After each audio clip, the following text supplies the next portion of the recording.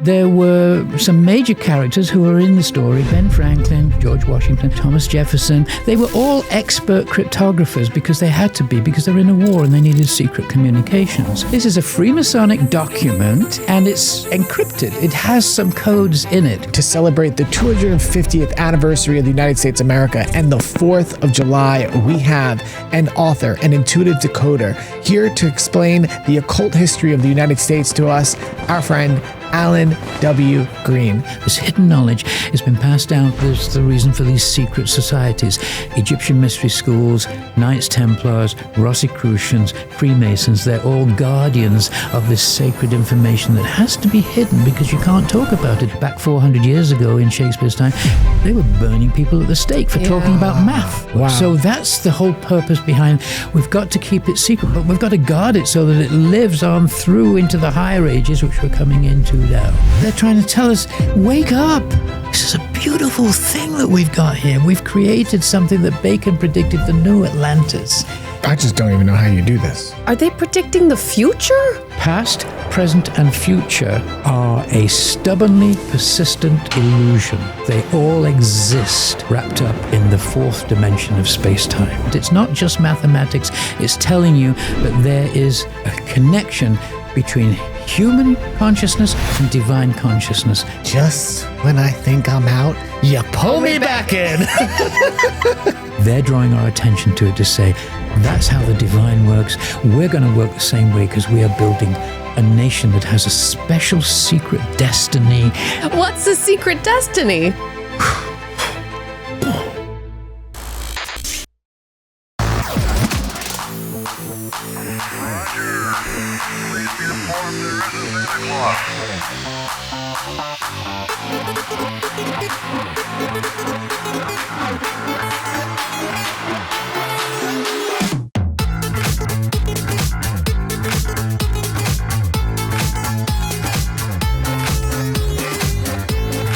Welcome to the Acid for Squares podcast. I'm your host, Tanya Dahl. And I'm Cody Blue. And if you like what we're doing here, please hit that subscribe button. It helps us out a lot. And on today's episode, to celebrate the 250th anniversary of the United States of America and the 4th of July, we have an author, an intuitive decoder, here to explain the occult history of the United States to us, our friend Alan W. Green. Brother, welcome back. Oh! Thank you. It's great to be back. Lovely. You said occult. Let me just clarify that so that people understand, because it's a buzzword and we hear a lot about it. But there is this misunderstanding that happens about, people think, the Illuminati are running everything. And there's a lot of misunderstanding about Freemasons. So we're going to talk a bit today about Freemasonry, but the original Freemasonry, you need to know, George Washington himself was well aware that the Bavarian Illuminati that started at the same time were trying to infiltrate America and get into the Freemasonic lodges. So he was aware of that. He said, we've got to watch out for that. In other words, there is a true Freemasonry that is based on good, solid principles of the Golden Rule. And there's this other shady side that is those who want to sort of corrupt it. So unfortunately, the word occult has got that bit of that connotation of, that's the dark side. It doesn't mean that. It just simply means hidden. It's the hidden truth behind everything. So just for a clarification, just wanted to say that so that you get it right. Okay, Cody? Thank you. No, I appreciate you clarifying. Cody. So, brother, you have a new book called The America Codes. And last time you came on, you were literally decoding the Declaration of Independence. And, we've had people loved your show. It's very heady. And we know with 4th of July here, a 250th anniversary of the country, we felt like it was a good time to have you back so you could go into greater depth with your teaching. So we know you have another presentation that you have prepared for us. Yeah. So we're going to be involved, but we want to kick back again and let you do your thing. Sure. Great. Thanks for the opportunity. It's also, wonderful. If you're not watching on YouTube, you should probably go over to YouTube right now and go watch this, because there's a full presentation that Alan is going to be doing right now. Mm-hmm. Yeah. Well, back then, it's over a year when we did episode 57. And I'm saying previously on, because if you don't it's been a year, and there were some things in there that you need to understand as the foundation that will make it clearer what I'm going to be bringing to you today. So only a little bit of a recap, maybe 10 minutes, that's all, but it's important. But I would highly advise people to go back to episode 57 anyway, because there's a lot of stuff in there that I talk about that I'm not talking about today, obviously. Don't want to repeat. But the basic foundational stuff is important so that we can then move on. So what I'm bringing to you today is continuation of that. I told you in episode 57 about the Declaration of Independence and the founders who did that in 1776. But now it's about the book. It's going to be available on Amazon, and there's a softcover, hardcover, and a Kindle ebook coming July 1st. If you are not on our email list, please write to me at alan@tobeornottobe.org, and we'll put you on the list, because we're doing a launch where you can get the book for a reduced price at the very beginning of the launch. So what it's about is the document, which you can see here. This is the original, so please be very careful with this one. He stole it. From Nicolas Cage. Everything's a joke with you. This is the original. I got this from Nicolas Cage himself. All right. No, I'm so thrilled to be giving you this because I mean, these are my friends, Toady and Kanya, and oh, I'm sorry, Cody and Tanya. Damn it, I always get those mixed up. We're besties. We're like that. Yeah. Yeah. Like that. We all know that this document is signed by a lot of Freemasons here. And again, just want to clear up that the Freemasonry is not this evil thing, the Illuminati.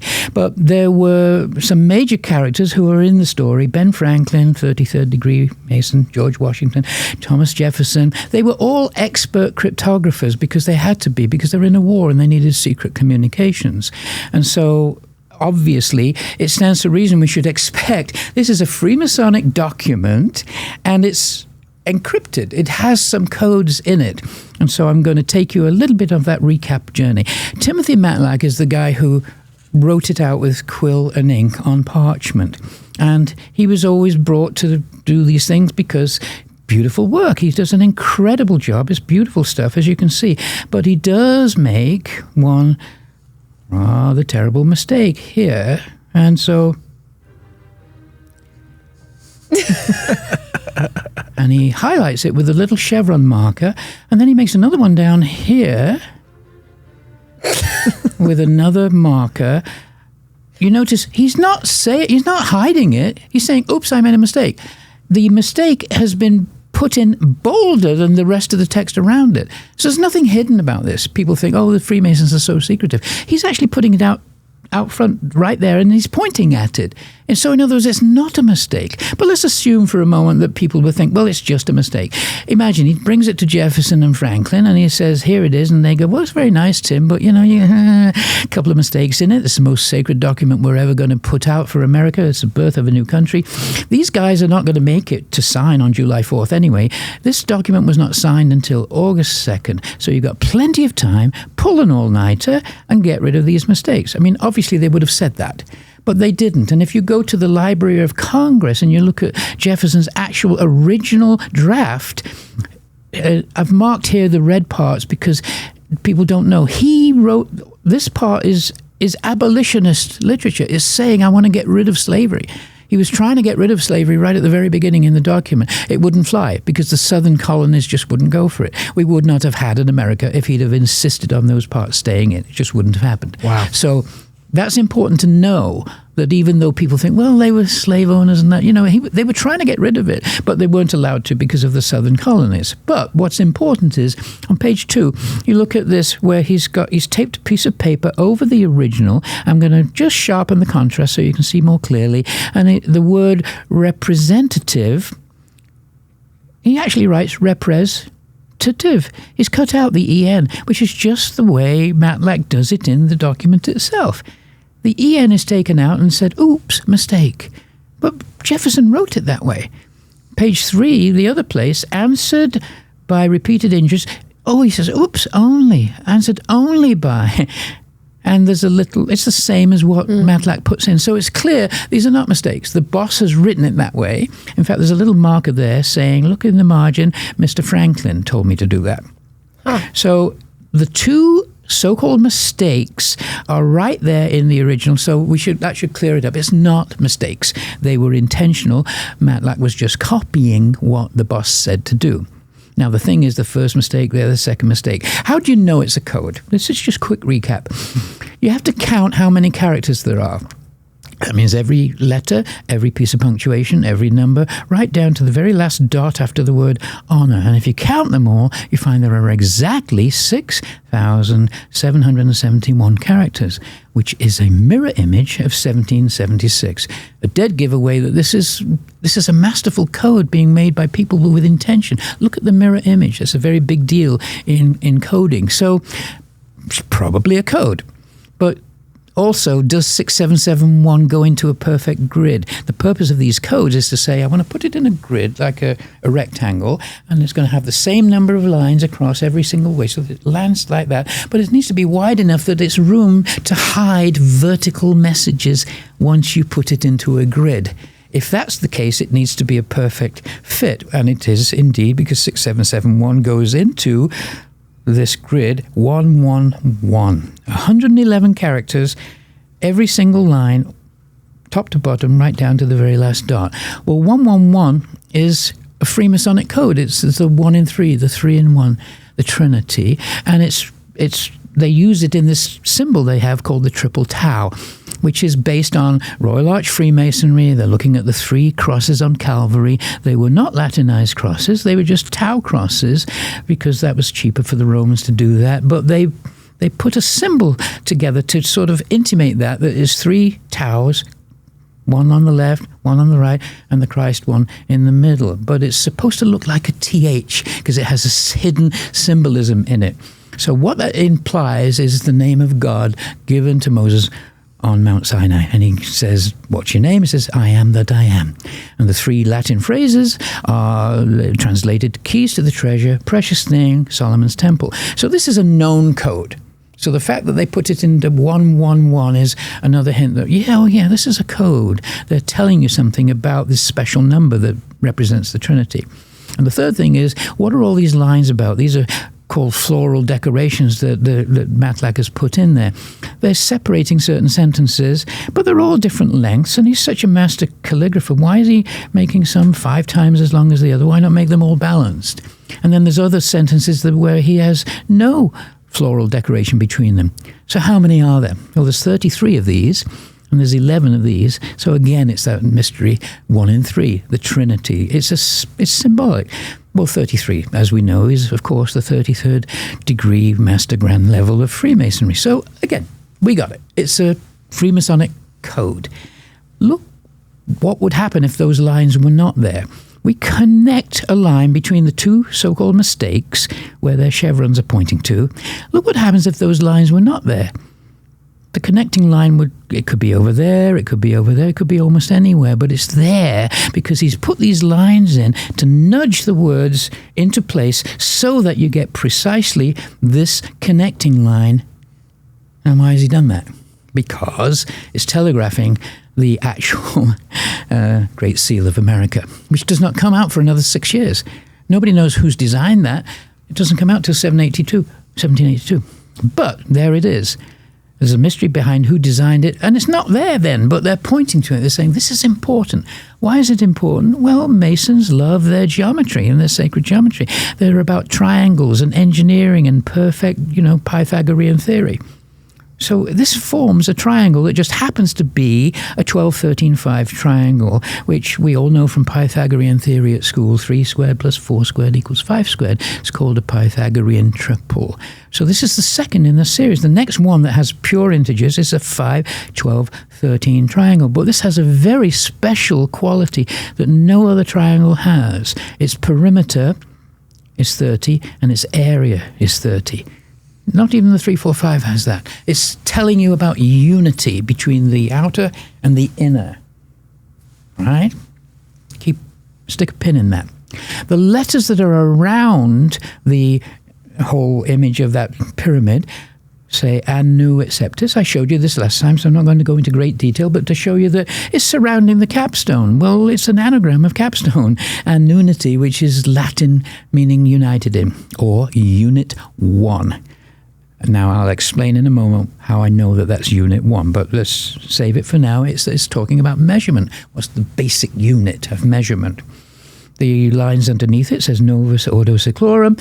That means new order of the ages. But Seclorum doesn't mean ages. It means centuries, and it's spelt wrong. It should have an A in it. The proper word would be Aetatis. It would fit perfectly well on the scroll there. Nobody speaks Latin anyway. Why bother? Why use the wrong word and the wrong spelling? Because, of course, it's an anagram. Mer is the original Egyptian word for pyramid, so it hooks up with unit one in the capstone. And locus is the Latin word for location. Just where is something located? Is it the sun's locus that we're talking about? Is it the moon locus that we're talking about? Or is it the big sentence that you can make out of these letters? Our moon's locus. Well, it turns out there's this mysterious thing that John Dee wrote about 400 years ago. Isn't it strange that the moon and the sun look the same size in the sky? Because they are way, way different. The sun is 400 times bigger in diameter than the moon is. And yet it's 400 times further away. So it looks the same size in the sky, which allows us to have this phenomenon of eclipses. Well, that's rather suspicious. That it just happens to be that size and that distance so that they can occult each other, right? One can hide the other. This is occultism. Well, these are in ratio perfectly right. This is the size of the Earth compared to the size of the moon. And if you take the equatorial size and do a radius of the Earth plus a radius of the moon and make it into a triangle and then make a circle that is the height of that pyramid, it turns out that the circumference of that circle and the perimeter of that square are equal. They have squared the circle. Well, that's another strange thing. How come the Earth and the moon actually tell you this idea of this seemingly impossible thing of squaring the circle? We know the circumference of a circle is 2 pi r, but if it's a radius of 1, we say it's just a unit circle, then the r goes away, it's just 2 pi. And the square, then if the square is pi over 2 in length, then there are 4 of them. That means there's 2 pi. So that's the way you square the circle. It's embedded in the size of the Earth and the size of the moon. But it's not just that, because that triangle is also the perfect example of the vertical division of the Great Pyramid right down the middle. Coincidence? Coincidence? Coincidence? I'm sure that's just a coincidence. They just built it that way. No, it's telling you something about the perfection of the planetary bodies, the Earth and the sun and the moon, and how they're connected. And then it moves to their own passion is the Solomon's Temple. And these triangles represent earth, wind, air, and fire, and the sun and the moon and the earth.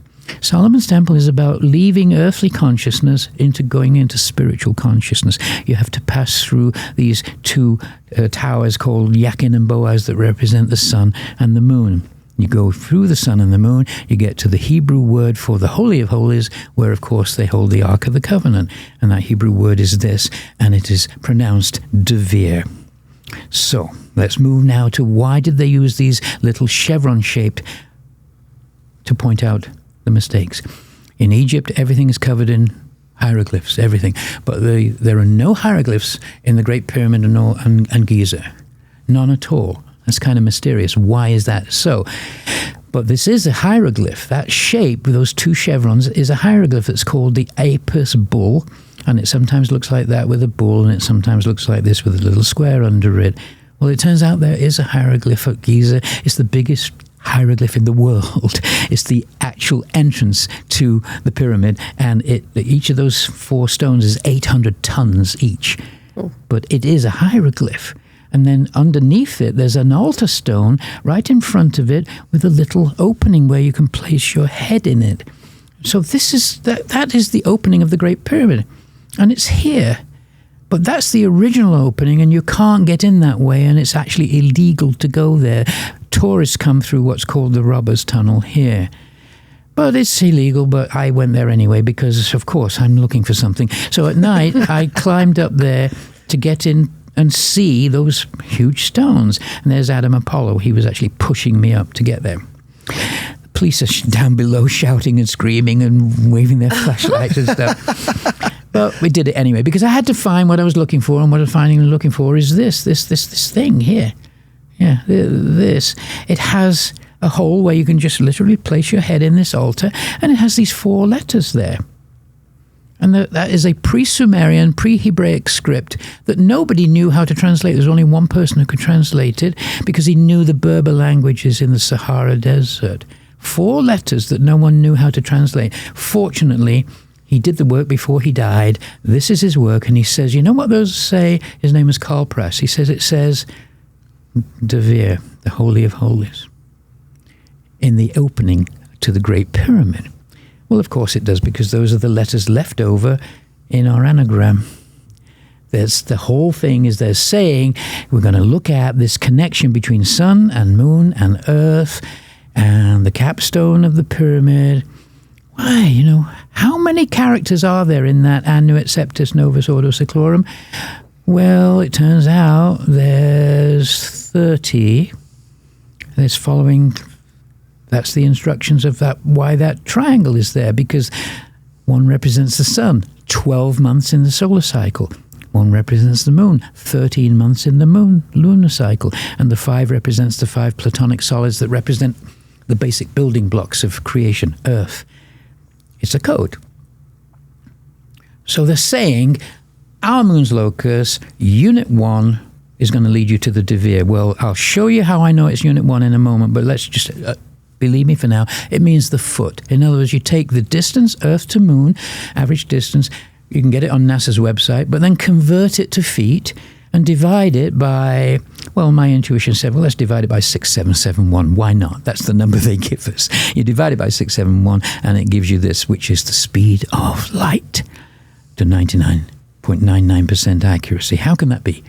Distance Earth to moon in feet divided by this special number 6771 that they've given us gives you the speed of light. Well, we started with human codes. MATLAB, putting the codes there and making it this shape, etc. But this is not this is a God code, if anything. I mean, this is the distance Earth to moon gives you the speed of light. But only if you use that number, 1776 and 6771. That's getting suspicious. There must be a balance in the sun. You do the same thing for the sun, Earth to sun distance in feet. Divide it by, well, you divide it by both. You divide it by 1776 times 6771, and it gives you this. And this number is 1 over root 6.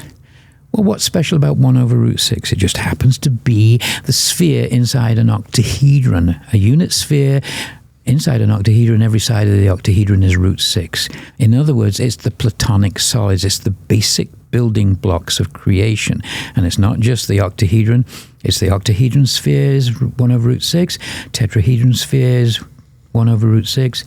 Cube spheres, 1 over root 6. It's saying these are the building blocks of creation. So what has it given us? Genesis 1:1:1, Old Testament, says, in the beginning, God created the heaven and the earth. Well, that's what we just saw. That's the basic building blocks, Platonic solids.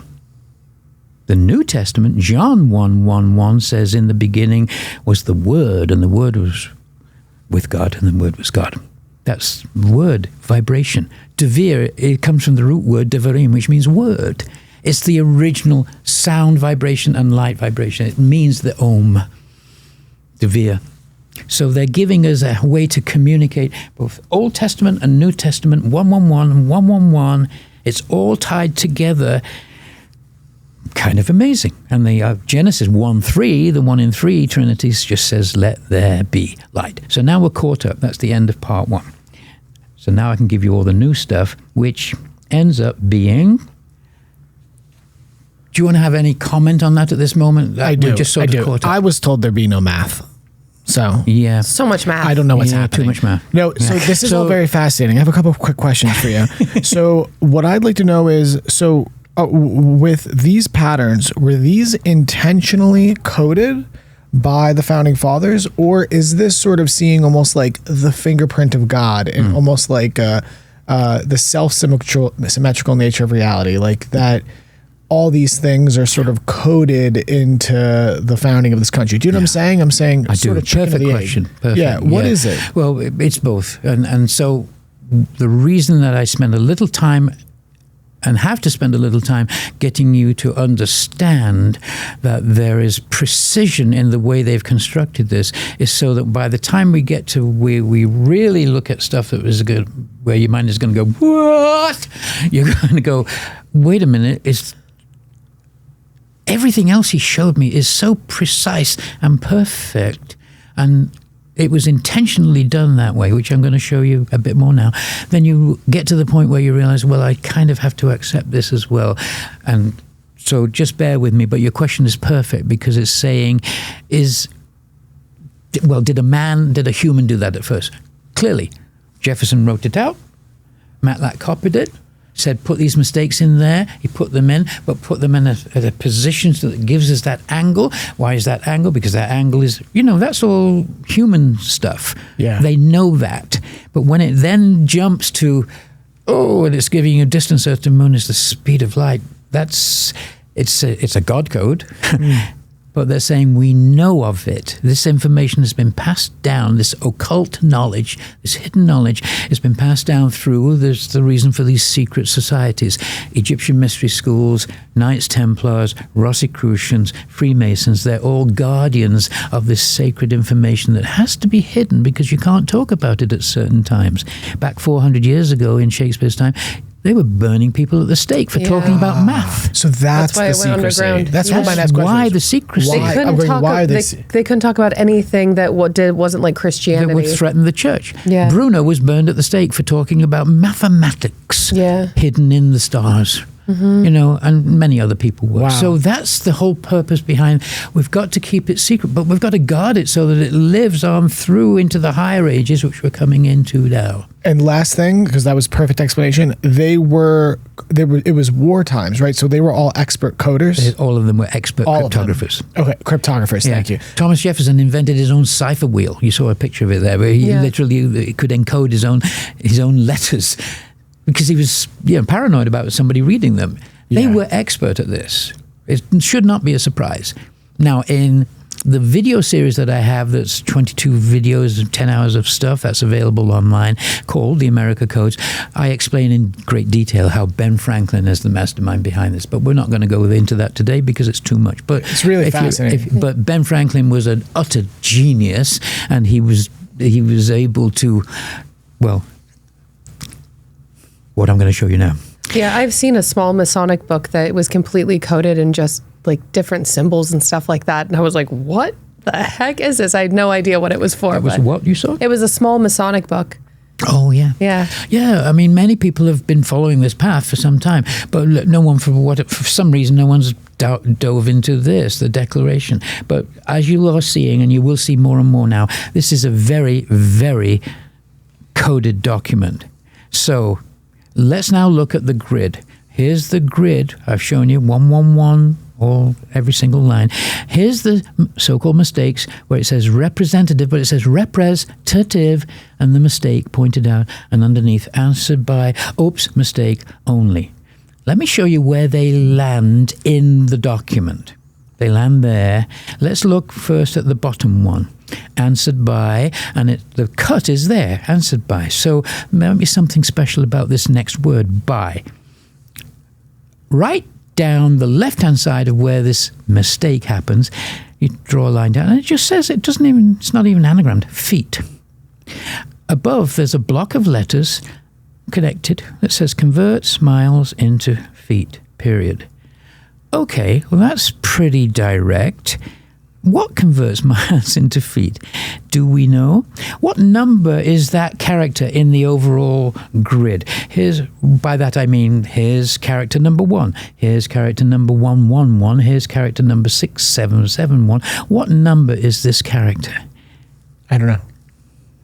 Well, when you correct and put the so-called mistakes back in, the EN and the only, you add them in, this number is...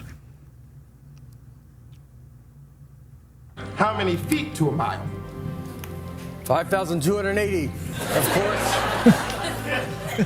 How many feet to a mile? 5,280. He says, a simple number that everyone will remember. Well, they're saying, well, maybe you won't remember it, so we'll put it in there. We will make sure this clue down here is landing on the very darn character that is 5280.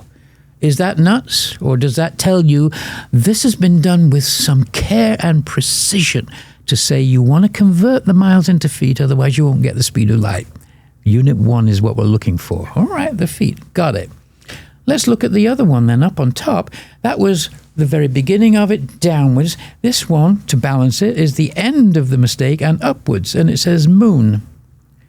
And down here, there's a cross going through it that says location of moon. What's location? Oh, that's locus, isn't it? The Latin word locus. The location of the moon, convert miles into feet. It couldn't be clearer. They've think of the work that goes into this. They've made sure that all these words line up so that when it's put into a grid, you've got secret messages vertically. That's a lot of care and attention going into something. Now, I'm going to just take you on a slight journey into how that expands into more sacred geometry and the circular measurements, because if we take a circle whose radius is the meter, that little arc there is the cubit. But we don't know that because we don't use the cubit anymore. And to get cubits converted into meters, you multiply by pi over 6. Let me just show you why so that you don't have to wrestle your brain around understanding. 2 pi r is the circumference. A unit circle, that means r is 1 meter or 1 anything, it doesn't matter, the r disappears. The circumference of a circle is 2 pi. But if you cut it in half the circumference is just pi. And if you cut it again into a quarter, it's just half of pi. So that 90-degree angle can be expressed in a different way as pi over 2. And each little slice of pi is pi over 6. Well, pi over 2, it turns out, is the base of the pyramid over the height of the pyramid. The Great Pyramid is built that way. It's pi over 2. And its very center is the place where you find that 90-degree angle pointing straight up to the capstone, which is missing, which is part of the coding. So pi over 2 is built into the Great Pyramid at the same way it's built into the squaring of the circle part, which we just saw. Is it beginning to sink in that, well, something, it's beyond my comprehension, but Earth and Moon and Great Pyramid and the mathematics of it and the circular mathematics and the measurements of the cubit and the meter, it's all there. We've been told that a cubit is the length of a pharaoh's arm from his elbow to his fingertips. It's not. It's mathematical. It's pi over 6. Becomes a meter. And they're saying that's the way you square the circle, this impossible conundrum that has been baffling people for centuries and centuries. That's how you square a circle. And that symbol that the Freemasons use of compass and square has been built out of that. Just the square is that 90 degrees, the circle is the circumference. Now, I was privileged to be able to understand the relationship between foot, cubit, and meter. 10 years ago, I stumbled upon it, and I was able to find out that there's a relationship between foot and meter that we don't really know about. We don't know why a meter is 3.281 feet, because we don't understand the connection, because we don't use cubits, and we haven't used cubits in 2,000 years. We don't know that you multiply a cubit by pi over 6. There's a mathematical connection. But I did it, and I measured the entire. Well, I wasn't even measuring. I was just taking the accepted measurements of the Great Pyramid. I've color-coded them so that you can see the green and the red and the purple. They are the cubit and the foot and the meter. Well, that must be impossible. How, to an extraordinary level of accuracy, the 3 major measuring systems of the Earth are present in the Great Pyramid. Well, didn't the meter become in the French Revolution and the foot was in the Roman? I mean, they didn't know the meter of the foot. Well, they did. It's there. So because I was able to find that, I was able to show you that you go there to there, there to there. The cubit is, I'm sorry, I know it's a lot of math, but just bear with me. Cubit is 1.718 feet. The foot is 1 foot. You add them together, it's 2.718. That is Euler number. It is the most important mathematical constant in physics. it's E. So the foot and the cubit are connected via this constant.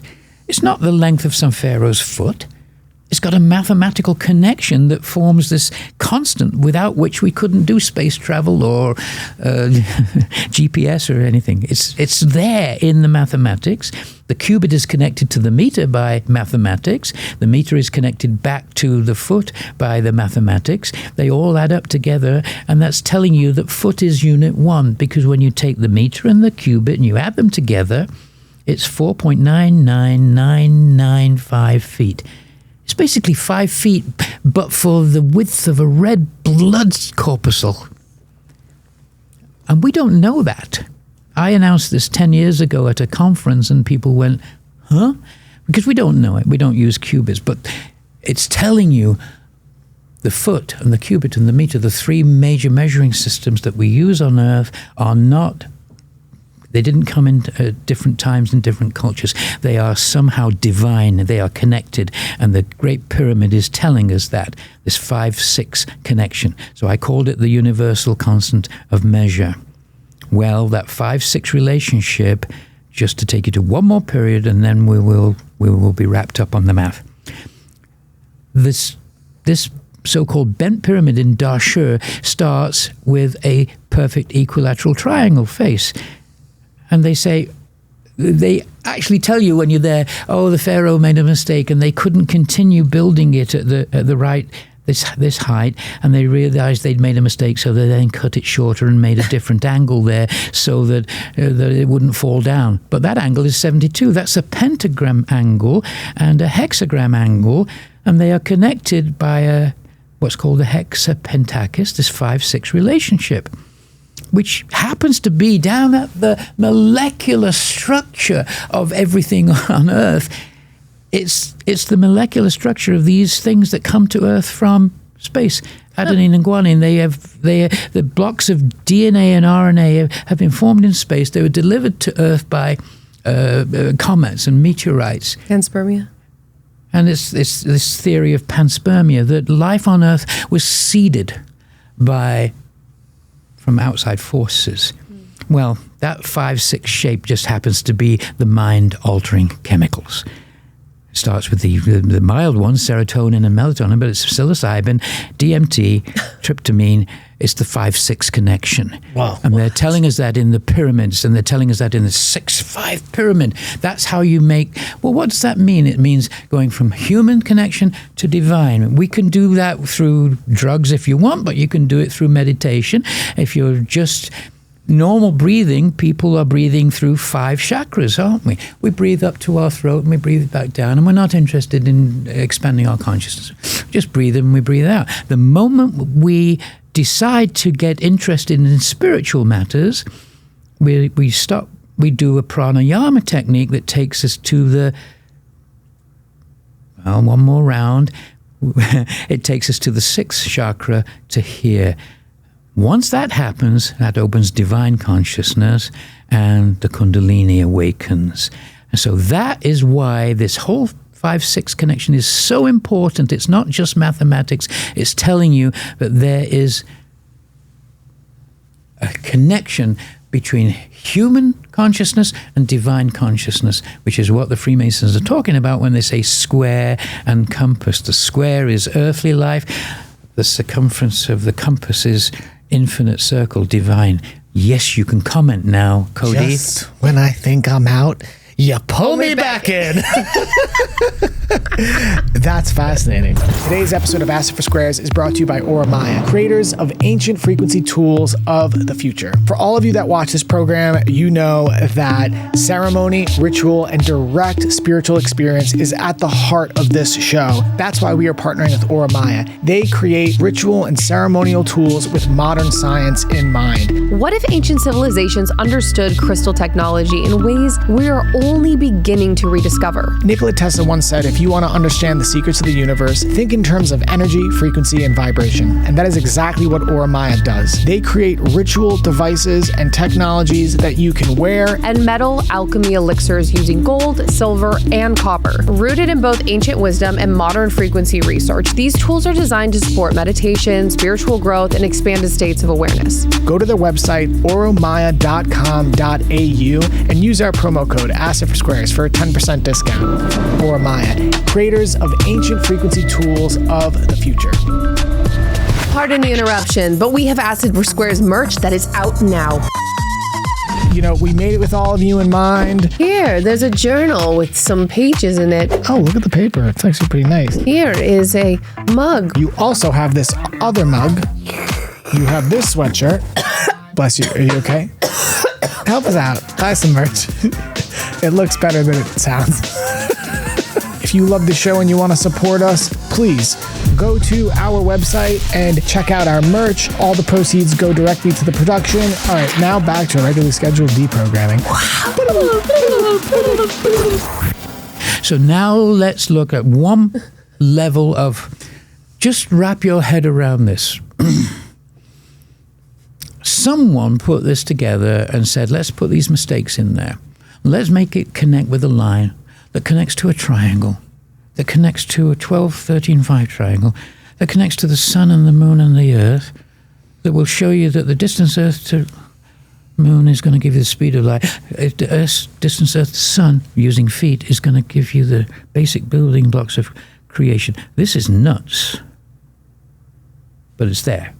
Wow. Why did they do that?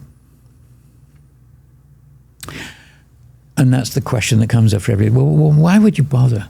I mean, how do you know even if it's even going to be found? You know? Well, think of it this way. They are engineers. Operative Freemasonry is dealing with building Gothic cathedrals. They are built on the pure geometry and mathematics inherent in Pythagorean theory and what you've just seen. There are no mistakes. These are not arbitrary, oh, let's do feet, let's do cubits, let's do meters. They're not arbitrary. They are divinely inspired to have a mathematical connection that is so precise that a cubit and a meter is 4.99995 feet. They're connected. So why would you go to the trouble of saying, I'm also going to build this with utter precision mathematics hidden within it? Someone will find it, and then they will know that we did it on purpose because our philosophy is a building, a Gothic cathedral, whatever. It doesn't matter if it's a hut or a spaceship or whatever. You can't do any engineering unless you understand the precision of what I've just shown you. That this whole GPS, right? We don't have GPS unless we know about Einstein's relativity. We can't make them all line up without understanding that time is not linear. We'll get to that.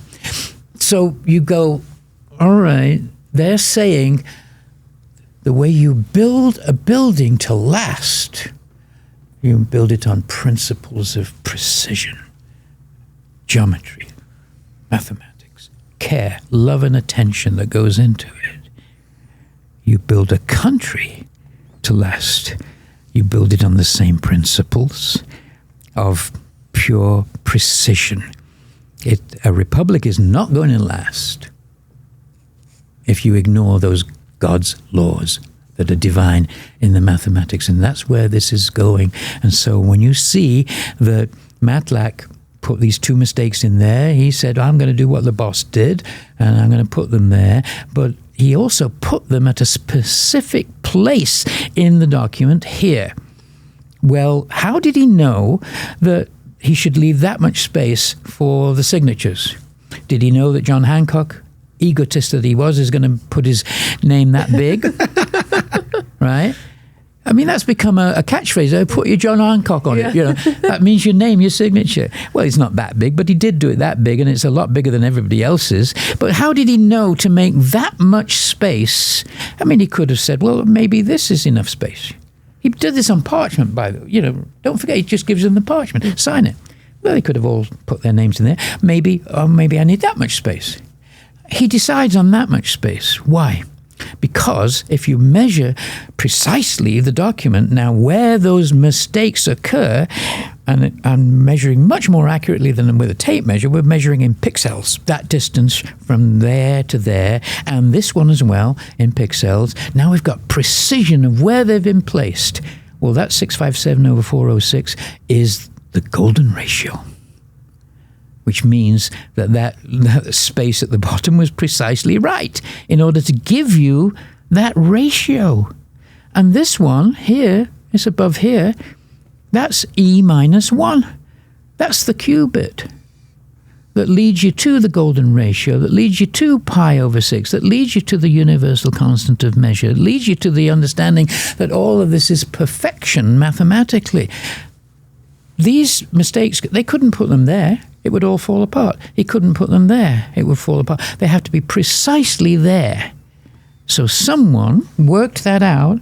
Now you're beginning to get that, okay, they're going to say, no, I'm not just giving you these cute things that are clever.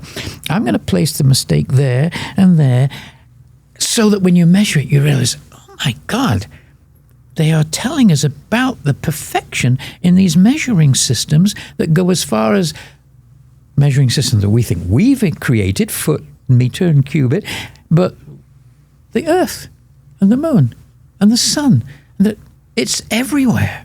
There's perfection in the measurements and the ratios of everything, and they've decided to put it into this document to say, we want you to understand the love and care we've put into this is because we feel the same love and care that we're putting into this country, this nation. It must follow the same God's laws or it will not stand. Like a building will not stand if your 90 degrees is slightly off. Important. Franklin now puts that into a grid. And where do those mistakes end up in the grid? They end up here. And let's just look at what line that is. The first mistake is 22 lines down from the top. And the second mistake is 14 lines up from the bottom. 22/14 is pi/2. He's put it perfectly there, and then he said when it goes into the grid, I'm going to have it be perfect. This is kind of mind-boggling that division is giving you another example of the precision that needs to go into this, that's pi/2. That's how you make perfection. Not only that, this answered by is literally where it's split is absolutely the center of the grid, with 55 characters to the left of it and 55 to the right of it, and 1 in the middle where the split is. But that 55 to the right, if you look at where representative has been split, repres and tative, it's split as 33 and 22, all divisible by 1, 1. 2, 3, 5. It's the reverse Fibonacci series. Well, this is getting to be silly. It's like, well, how on earth did you work that out? Ben Franklin's the only person that can do it, and you'd have to see my series on Franklin to understand that, or get the book. You'll see in the book. But that's how you square a circle by perimeter, is those two, the ratios of these two numbers. Now let's put the purple numbers in there, 25. Let's say take the red and the green and divide it by the purple. Okay, it gives you this number, 1.44, which is actually just 6 squared over 5 squared. It's pure Pythagorean theory. The 144 is a bit suspicious as well because of Revelation, and at the end it says 144,000 will be saved. Mm-hmm. Is that to be taken literally, or is it math? Is it really a code? The 6-5 triangle gives you a hypotenuse of root 61. It's all connected. The fact that 3 numbers can be arranged like that so that the mistakes land where they land is kind of a bit staggering. You take the purple and the green now and divide by this number. It gives you the square root of pi. That's how you square a circle by area. The 2 ways that you square the circle, the so-called missing conundrum that's impossible to solve, and it's the the Freemasons' obsession is how do you square the circle, meaning how do you get human consciousness to connect back to divine consciousness, the infinite circle. It's sort of philosophy, it's mathematics, it's geometry, it's all these things connected. And it's there in the way he's placed these in the grid. Somebody, had no life. Now, you just said something. How do you connect human consciousness to divine consciousness? Was it the graph you showed before with the Kundalini? Well, that's how it happens through the chakras. Taking the breath through 5 chakras. Nobody's interested in anything but just life on earth. No, there's anything wrong with that. I'm not knocking people who are not interested spiritually. But the moment you decide to breathe past your nose to here, take the breath there through pranayama, you're going to the 6th chakra.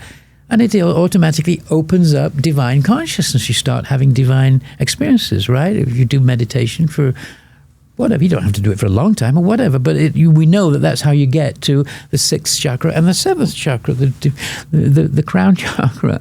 It's the connection. It's showing you there's a connection between 5. That's just human life. No, I'm not bothered. I live my life. I'm a coal miner. I come back. I die. I probably reincarnate and come back again. Whatever.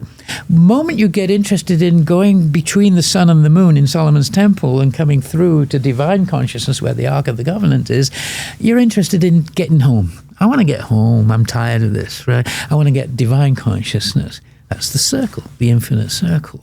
It's all a metaphor, visually, mathematically, geometrically, philosophically. It's all wrapped up in one. It's even in the measurement systems that we use on Earth. So does that answer your question about how do you get from human consciousness to divine consciousness? Yeah, that was pretty good. I guess I'll ask one more question. When you talk about taking the breath from almost like to the lungs, to the throat, and now you pull it up to the third eye or to your crown. Yes. Are you doing that with visualization or breath? Breathing down, and then when you exhale, you're feeling it rise. Do you know what I'm saying? Well, there are all kinds of, it's called pranayama techniques, right? You know that. So it depends whose teacher you have or where you learn it or whatever. What would you teach? What would you teach? Oh, I wouldn't teach anything. I'm not a teacher. I'm not qualified to teach anybody how to get to divine consciousness. I'm having a trouble finding a parking space. I just work here. Me too, bro. But no, I am not. I am not Alananda. I'm just Alan. I just work here. But there are teachers, there are gurus, there are great ones who come, whether it's Christ or Muhammad or Moses or Buddha or whatever. They all tell us the same thing. They say, the kingdom of God is within, and you can find ways to do it, but it's well known that one of the common ways is pranayama technique, just bringing the breath internally. I shouldn't say much deeper than that. I mean, I do Kriya Yoga, which is Yogananda's technique. I've been doing that for 45 years or so. But I mean, it doesn't matter which technique you use, so long as you're doing this work of bringing the breath past the 5th chakra up to the 6th chakra, and you do it visualizing the energy going up and down the spine. And with certain techniques, you can do it, and then you begin to feel more peace, more joy and bliss, and you can be taken into divine consciousness that way. So this is showing you the mathematical basis for that. And even down to the molecular structure, you can get there through taking molecules that are like DMT, that are 5-6. Why are they the 5-6 connection? It's all the same thing. Why are they the 5-6 connection? I don't know. Well, how would I know? He's not a teacher. He just works here. Let me give you this last one because it's going to knock your socks off. Please. The red and the purple, the top two divided this by this. This is the only way you can calculate. Why have they chosen the 22 lines, the 25 lines, and 14 lines in the grid? It's kind of mad, right? But he's worked it out to be that the ratio of that is, it gives you a constant that is. It's the Fibonacci series inverted. 1 over, the red numbers are 1, 1, 2, 3, 5, 8, 13. It's the Fibonacci series. Out to infinity, 1 over the Fibonacci series, all the way to the end, comes to a constant. that is called the inverse Fibonacci constant. Okay, so that's interesting. It's the inverse Fibonacci constant. We will come back to that in just a moment, and your brain will explode. Now, so you get to, what's the structure of this that gives us this? It's only because it's 1776, 6771, that we have 111 and 61. 111 doubled is 222, 222 doubled is 444, 444 doubled is anybody? All right, what's 888 doubled? It's 1776. Wow. There's something about 1776. 3 infinities. 888 plus 888. And when you really get your mind wrapped into it, you go, yeah, actually, the mathematics can't work to give you the speed of light or the building blocks of creation unless it was 1776. It's predestined. Stick a pin in that for the moment. Now, we go to the next level. And the reason I had to show you all that is to say, it's not just a lark. It's not just, let's put a couple of mistakes and put a line there and give us that triangle. Somebody went to such lengths to show you the care and attention it takes to detail, because they're saying God works this way all the time. A little daisy at the side of 405 freeway has to be perfect no matter when anybody sees it or not. It's got to be perfect. It's divine law. It's made with perfection down to the petals and the stamen and the code that's within it. And God doesn't care whether you see it or you don't see it. You cannot build a creation sloppily. It's built on pure, down at this level, right? Everything. How am I speaking to you? How are these electrons going through that screen and somebody in Pakistan can see it on an iPhone? We don't think about this. But it's a miracle every step of the way. I am made of miracles. My fingers are cells that are down below. It's nothing but it's electron proton. It's light and dark. It's yin and yang. It's male and female. It's yes and no. It's to be and not to be. It's the whole thing. If we were to think like that all the time, we would be in divine consciousness. We wouldn't be able to operate. We'd be, I can't stay in bliss all the time. I can go into bliss with meditation, but I find I can't work in that state. You can't get anything done. You've got to get out of it. You've got to get drunk occasionally and just be, a guy. Otherwise, you can't get anything done. But it's nice to know it's there. That you can go there. The point is, that's how the divine works all the time. They're trying to draw our attention to the fact that this is all miracles if you were to only stop and think about it and recognize the molecular structure, the electronic structure and everything, the way this is, even the vibrations. We know, but we don't think about it. They're drawing our attention to it to say, that's how the divine works. We're going to work the same way because we are building a nation that has a special secret destiny that Manly P. Hall wrote about. And we want you to understand that it is built on these fine, beautiful, we couldn't just call them God's laws. I don't, you might not believe in God, whatever, I don't care. It's just, it's power, source, energy. But the laws that make this universe they're showing us they're more precise than we had ever known. I have no more time for any more questions. So, Wait. What's the secret destiny? Oh, you episode 57. Remember when I threw the book over my shoulder? Oh, I do. No, not what the book is, but tell us what's the secret destiny of this. I'll get to that at the end. Okay. Yeah, we're going there. Got it. Because that's it. They're trying to tell us, wake up. Wake up.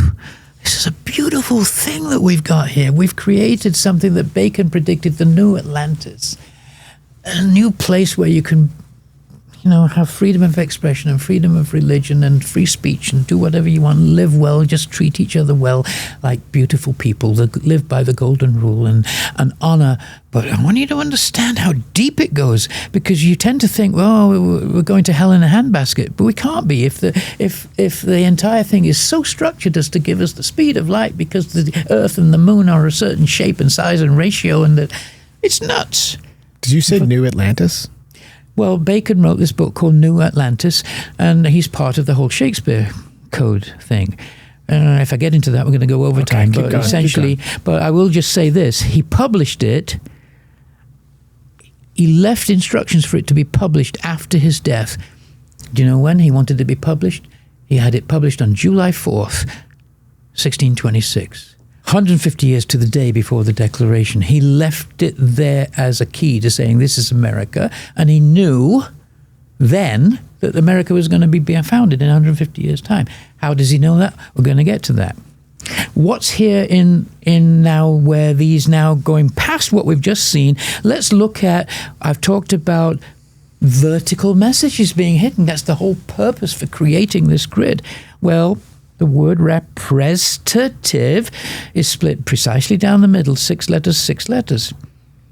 Well, we know they like Latin and we know they like anagrams, so perhaps this is a Latin anagram. It is. Per veritatis means through truths. Not truth, not singular, but truths. They're saying through truths, various layers of truths we are giving you here. You're seeing how they're connected. Truths. And the other mistake bound there is only through truths will you understand what is really going on here, and we're going to show you. And now it gets to the point where you have to realize whether they're using this triple tau symbol, representative. The triple tau is a symbol that says, I am that I am. It's the name of God. And Freemasons use it as a marker to say, pay attention. This is divine truth. We've marked it with a triple tau. Okay, what is divine truth? Well, look at the end of the triple tau, and it says, oh, the Pope. Okay, is it, well, all right. Is it really this guy? We don't know yet. But on the other hand, connected to it is his name, Leo, after all, and at the same time, in his first homily, the very first day after he was elected, he said his mission was to restore the faith of millions, and he vowed to make the church a sign of unity and communion. He used those very words, I restore and bring a sign of unity.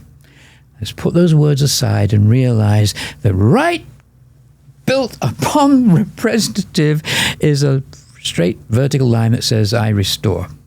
And right next to it is a vertical line that says, monas. And monas is John Dee's word for unity. It's a Latin and Greek word. It means unity. In his Monas Hieroglyphica, he wrote about it, and he built a symbol that he said, if you meditate on this symbol, you can reach divine consciousness. So maybe that answers your question, Cody. How do you reach divine consciousness? John Dee said 400 years ago, I've built a symbol for you to concentrate on, to meditate on. And I did it how? I did it out of the symbols for the moon and the sun and the earth on a cross. Are you beginning to get it? The sun, the moon, the earth. It's divinely inspired ratios and connections. It's in his symbol, and it's his sign that says, this is truth. Well, the Catholic Church has this symbol, the IHS, and it's known as the Jesuit symbol, and in hoc signo, and it was, it's ancient, but it was a development. It started as the triple tau.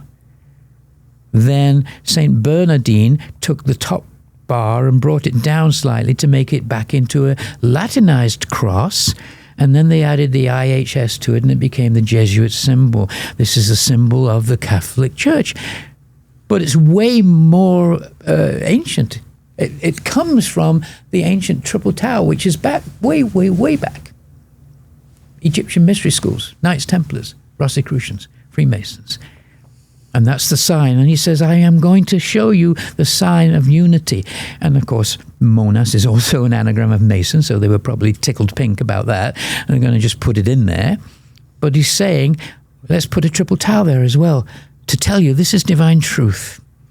This sign that he said in his homily, I will bring truth to the church through unity. I restore unity. All these vertical lines. Put your head around it. We think Thomas Jefferson wrote all these wonderful poetic lines, but honestly, after the first few poetic lines, all men are created equal and blah, blah, blah, Yeah, pursuit of happiness. After that, it's actually quite boring. It's just a list of the grievances against the king. So it isn't poetic once you're down past the first 2 sentences, because it needed to be reverse engineered. Franklin had to put it together so that there were these hidden vertical words. There's another vertical there. It says first, and right next to it, another Pope and another U.S. It says first U.S. Pope. Well, yes, that's what he is. And the 2 connections of where it says Pope and Pope are connected by a block of letters that observe the cryptographic rule of you can connect them horizontally and vertically. You must be able to draw your pen through it all. This is John Dee's system that he used 400 years ago. They're all connected. Well, there are 14 letters. He is 14th. And then there's his name again as well. He is Leo the 14th. Oh. I just don't even know how you do this. I didn't do it. I don't know how you make it. I don't know how you decode it. Is that a cryptographic rule that you see like? Yeah, I mean, John Dee's invented this system where, you just connect letters. You can't just randomly say, oh, that plus that plus that plus that is an anagram. No, it's rubbish. You could make anagrams out of the New York Times if you wanted to. They have to just connect to make something that's pertinent to what is being said. Well, this couldn't be more pertinent. First U.S. Pope, Pope Leo, I restore Monas. It's a divine truth, triple tau. He is Leo the 14th. There's a cross hanging down from this, an upside-down cross that says, in Latin, sum. Sum is the same as I am that I am. Sum is I am in Latin. I am Saint Augustine. There's divine truth in that because Pope Leo is the first ever Augustinian pope. His path towards...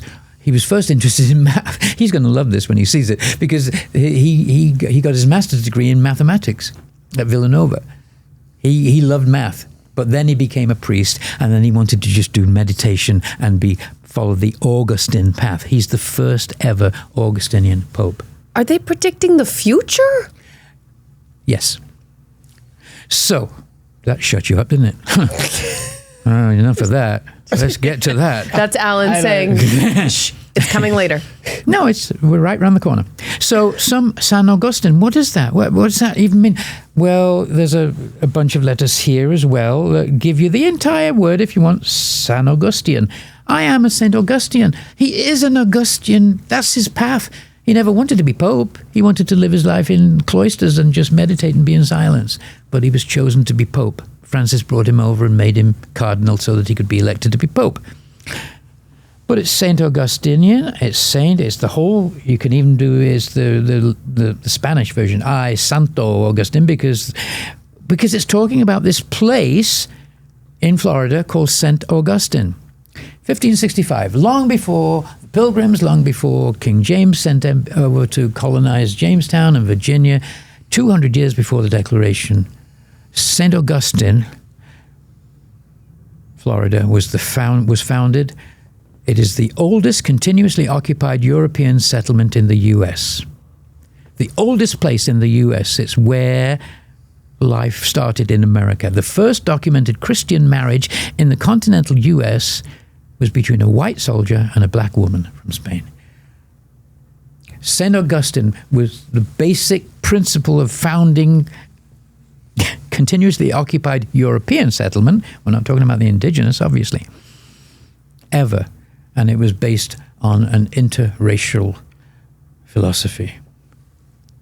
Now, almost 200 years later, it had developed into this place called Fort Mose, where they built a fort that was the first legally sanctioned free black settlement in the United States, established in 1738, built as a fort, and it was for formerly enslaved Africans fleeing British colonies.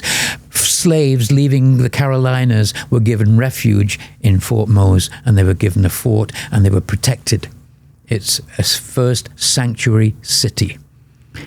And they're saying that we couldn't get rid of slavery when we did the Declaration because of the southern colonies. But before that, America was built on interracial marriage and freedom for slaves. And therefore, we're going to put it in the code here. Let's connect it all as a straight line all the way down, and it says Fort Mose, St. Augustine. That's a way of saying we didn't manage to get it off the ground. We didn't manage to end slavery. We're going to have to wait for Lincoln to come along 80 years later. But that's there. Now, set that structure aside. Sit down. Be careful that you don't wet yourselves. There's a bunch of letters right on top of representative that say President Donald Trump. No political association here, I have to say. I've just put it aside. Just say, what is going on here? If that's, do you remember? Oh, well, I'll do this first. Right at the very end of representative, where we had moon going from the top of it, down this way, there's a Christian cross that says, it's 10 letters, all in a line, says Trump's USA, even with the apostrophe. How many letters are there? Probably 30. Okay, so right next to it, a triple tau saying this is divine truth. Pay attention. Wake up. President Donald Trump and Pope Leo. 250 years ago. Okay. I will say that this has a bright silver lining, and I will say I can't even possibly bring it out yet, but it does predict who will be the next president. Holy shit. So, do you remember when he did this? Francis had died about 2 weeks earlier, and he posted a picture of himself, and they asked him, who should be Pope? And he said, oh, I'd like to be Pope. He said, in fact, that would be my number one choice. He posted that, right? Well, right across his cross is the Pope. But that's the one that's connected to this guy, Pope Leo the 14th, connected by a triple tau. This is all precisely connected as, well, we have to accept at this moment, either I accept it as prophecy or I don't. Look how these fit together. There's no duplicates. The only duplicates are the triple taus. The Pope Leo part and the President Donald Trump part. They're connected. And this cross, he's Leo the 14th, he's the first US Pope, I restore Monas, all of that. This cross here that is the Trump's USA, and nobody can deny we are in Trump's USA right now, aren't we? We're in Trump's USA. That's where we are. And so his cross is obliterating Leo's cross, but then if you want to then put Leo's cross on top of it, St. Augustine, it's saying, no, this is the real America, based on freedom of slaves and interracial, etc. We don't care. Just live free. And so the two crosses are intersecting one another. It's telling you there's a battle between these two, and it's going on. I mean, if this wasn't happening right now, I'd say it's bizarre that it's all there. What does it mean? But we're watching it in real time. He's attacking the Pope. The Pope is answering back strongly, saying, I'm against what you're doing. This is happening right now, and it's playing out in real time. Now, if that was the only place where that happens, you could say, Alan, enough. It's okay. But right down at the second mistake, answered by, we have the same thing. Pope, Leo, and you can say, oh, you're cheating. There's an N in the middle there. Well, the only reason there's an N in the middle there is because it's a straight line that says president and a block of letters that says Trump. President Trump and Pope Leo. Answered only by President Trump and Pope Leo. A cross going down from this saying Freemasonry with the G, the grand geometer that's designing this whole thing. Right down at the bottom of that, it says, by authority of the good, what? Of the good Pope Leo. With his entire name connected down, Prevost. That is his name, and connected is Robert Francis Prevost, all connected by, that's his full birth name, connected by a triple tau, to say this is divine truth. Well, he doesn't have a triple tau, but he has the Most High, so he'll be pleased with that. The Most High, going through President, you've got a block of letters here that says constant, but it's the French spelling constant, because it's named after a French scientist whose name has been attached to a certain constant. Constant of, cross that says the constant of Prevost. A French scientist in the late 1900s, late 1996, started doing a lot of work on the Fibonacci series, on this inverted Fibonacci series. And he improved it. And so they turned it from being called the inverse Fibonacci constant, they called it 47 and 14. 14 is Leo, 47 was the 47th president, Prevost constant. I know it's almost too much. What on earth is going on? How do we teach people to become critical thinkers? How do we teach people to understand that not everything you hear or everything you read should be taken at face value? To discern, if you will, to understand that underlying the message that's being communicated is a very different message or a very subtle message that can be understood as a part of a much bigger picture, if you will. The answer is coming in this book and in the TV series, where I'll be able to elaborate on it more. We're being confronted with something that we're normally not being asked to confront. It's just, I can understand the math, I can understand that, I can see that they've built it with utter perfection on every single level. The public-facing document, the mistakes have to be precisely there. They can't be there, they can't be there, they have to be there, they have to be this certain distance, they have to give you the golden ratio, and they have to give you the cubit, and the angle has to give you the... I mean, it's kind of nuts, right?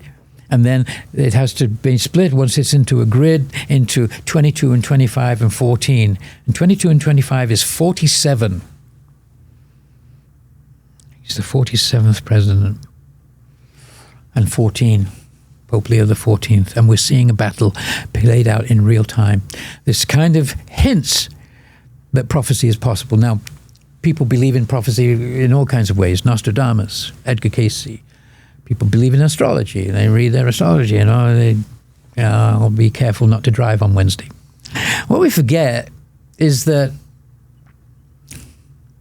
Einstein, we know E equals MC squared. We know that. And we know he's the greatest. But nobody understands relativity. I don't understand relativity. He said, what relativity proves, and here's the fascinating part, he was only able to finally prove general relativity through a total eclipse of the sun. It's where people were sent to measure it. Once it happened, it was the longest eclipse ever in 1919. And because the sun was eclipsed, the stars around it, you could see them in the daytime sky. And they weren't in the position that they were supposed to be in, which we knew they should be in, because the light from the sun was bending the light of the stars, and that proved relativity. He proved relativity through the position of the sun and the moon and the earth.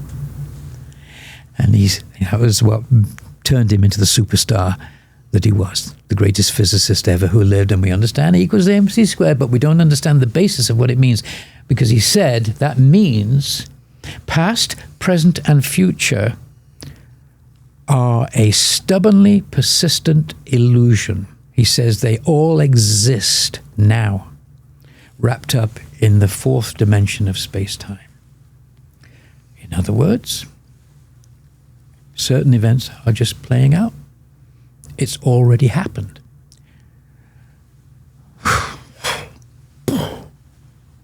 Well, all the great masters of any religion say that same thing. And now quantum mechanics and quantum theory and relativity are all saying the same thing. They're saying it's mysterious, but it's all like it all seems to be a now.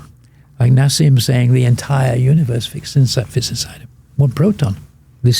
I think this is good because I see worried looks on your faces. because it is making us say, I have to think about that. I can't explain what I just showed you. To my rational mind, that's just not possible. That Ben Franklin wrote this thing. And I am not saying that Franklin knew in his mind, oh yeah, I'll write President Trump. I think he was just guided by superior beings we know exist, right? Who knew that, as all the great ones have said, Yogananda says it, Christ said it in his way, Buddha said it. I mean, they just say, there is only this eternal now. And you need to get used to it. You're in a play, and it is playing out, but it's already there. Chill out. Chill out. Just relax, get the popcorn out, and watch the show. If you want to do it that way. I mean, there's nothing else to do but either say, I get this, I'm on board. I want to know how much deeper it goes. In which case, please read the book, please watch the TV series. Please watch the video series of 22 videos. Because this is not just in the Declaration. In the 22 videos, I show that the same codes are in the U.S. Constitution and in the Bill of Rights. They made sure that it was implanted everywhere. I'm not saying it predicts Trump and Leo. It doesn't. In the U.S. Constitution, it shows the same other mathematical constants and who was behind it. And it's saying that John Dee and Edward de Vere are behind it. The whole thing. Their names show up all over the place, as they do in this. But it forces us to just take a breath and say, okay, I know Einstein's the greatest, but I didn't know he said that. But he did. And it's being proved over and over and over by modern science that are confused by quantum theory. They say it's just, ultimately, this doesn't even exist. It's just on and off. An electron is either on or it's off. As Shakespeare says in Hamlet, there are more things in heaven and earth Horatio than are dreamed of in our philosophy. We don't know. We've got no idea what's really going on. So this is forcing us, cajoling us, I think, to say, look at this and understand the care and attention that we as just men put into this. I'm sorry there were no women, but it's the case at the time. Sexist. we put into this. We're just echoing the care and attention that the divine has put into everything. It might look like a mess, but there's an eternal now. It's just playing out. What can you do? What are you being called to do? What I believe that we're being called to do is to understand that we are all one, that this is just one consciousness creating all this. But that you can raise your consciousness. You can start thinking about what a miracle we are living in all the time. And it doesn't take 50% of the planet to do that, to change the consciousness of the planet. Now, there is a very specific thing that talks about going against God's law, so I want to get into it, and then we can wrap it up a bit. But yeah, do you have any other question? So we were dealing 47, 48. So now we jump the shark. This whole thing started with the Nicolas Cage movies, right? National Treasure. He steals the Declaration. Right, and that started getting me interested in it. Then they have a sequel called National Treasure 2, Book of Secrets, where he kidnaps the president because he's got to, outdo his previous one. An unnamed president says to him, "Oh, you want the Book of Secrets? He says it's in the Library of Congress." Now he's the president; he can get it, but he tells Nicolas Cage to get it because otherwise there'd be no movie. Right, so Nicolas Cage has got to go looking for it. Right, but out of nowhere, for no reason at all, he says XY234786. This is in the movie. He doesn't explain why, and Nicolas Cage has a photographic memory, so he just walks away, "Thank you, sir," and he'll remember it. And then he calls him back and gives him another clue, and he has to remember that. And then he gives another clue, and he has to remember that. XY234786, he says. Well, in the movie, it means he finds this case with a code on it, 234, and he does that, and he opens the case, and there's the Book of Secrets. Great, solved. But really, it's very simple. X and Y are coordinates. They're called Cartesian coordinates. And we have the coordinates already in here. We've already seen it. We've got the X coordinates of where the lines show up, and we've got the Y coordinates where these show up. So X and Y, we already have this 2, 3, 5 Fibonacci thing of 47 over 14 is the reverse Fibonacci. 2, 3, 4, he says you'll also need to know 3794. No explanation. That's just the second clue. Well, in the movie, he finds where the room is, where the book is, and he goes, all right, 3794, and he's able to get in. But there is something called Strong's Concordance, which indexes every word in the King James Bible, with every single word in the King James Bible. It was published in 1910, so that you can do research easily. Every single word has a unique number attached to it for Greek words or for Hebrew words. So the Hebrew word for that is 3794 is the word shittim, and it warns there is no refuge for a nation that abandons God's laws. It predicts in the Bible Tyre's fortresses and geopolitical power will be utterly destroyed by divine intervention.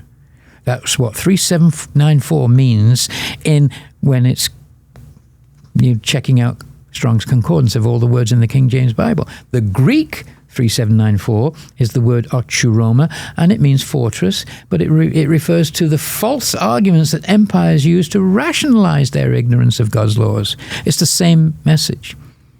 Nations that don't live by God's laws will be destroyed by divine intervention, and the chances that one single number, 3794, would give both the same prophetic warning, you have to multiply the number of Hebrew words by the Greek words. It's 1 in 48 million to 1.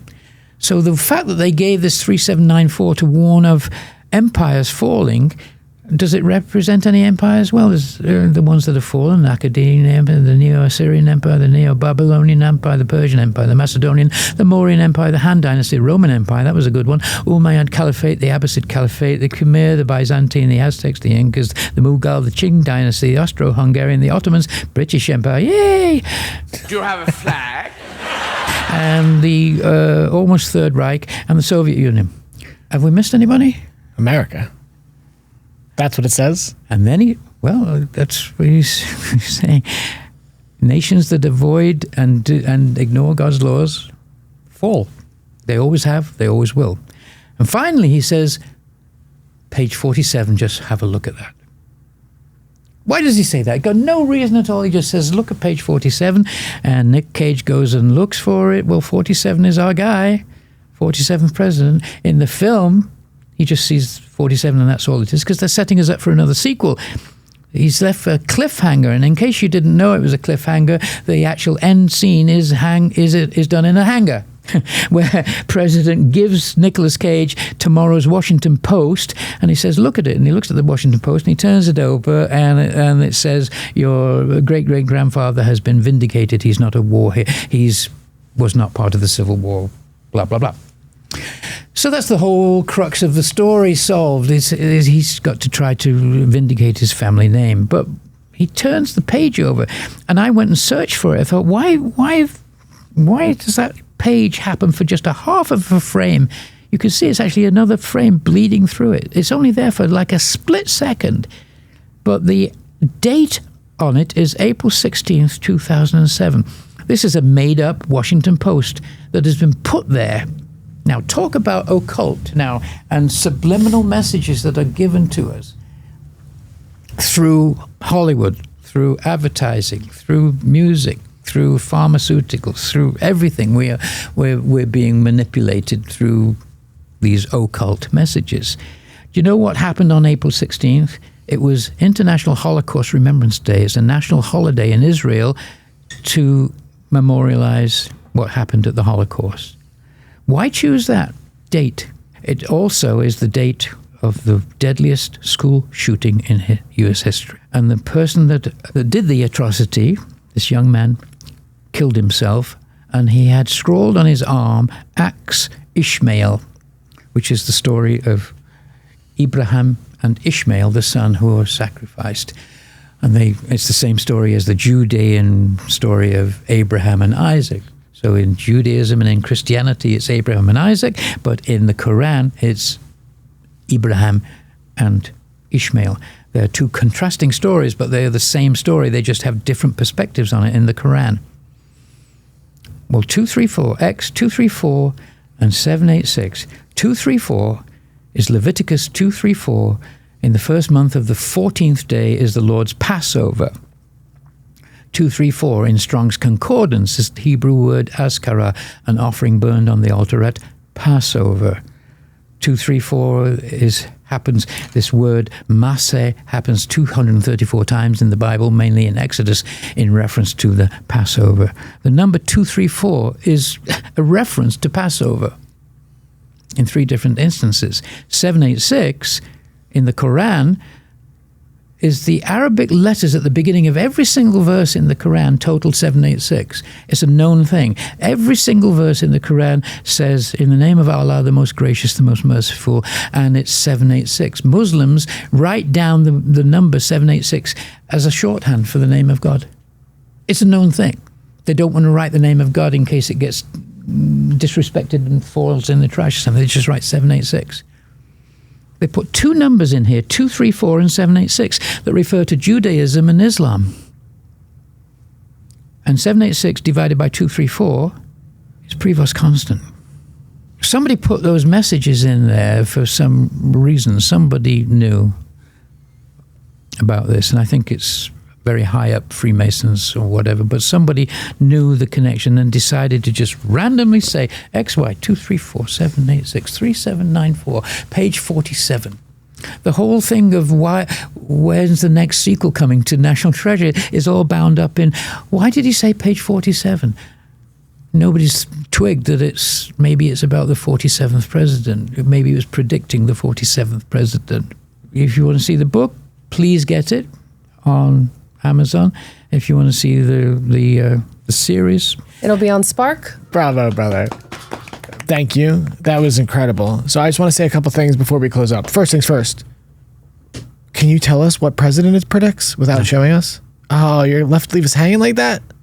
Well, it would be a betrayal of trust. I know who it is, and he's not announced yet. You sure? He's going to announce in about 6 months' time. Do you want to? Alan will tell us secretly. Fine. I can't tell you because it would be betraying his trust. Okay, not a problem. He's seen it and he knows. Not a problem. What I want to say is this. Okay, so first off, it's a good person though. I just want to say it's a fascinating presentation. I am not very good at math, so that stuff's very hard for me to follow.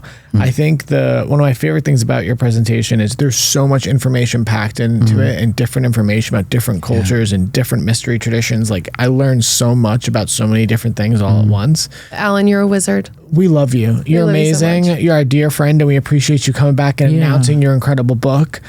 We can't wait to read it, and and thank you for celebrating the 250th anniversary of this country. Yeah, and that was an incredible presentation. And we will make sure to put the links to link to Alan's book down below and to his website and all that stuff, so you can find out all things on the America Codes, all things of Alan's decoding, and it's a giant rabbit hole. So go follow him.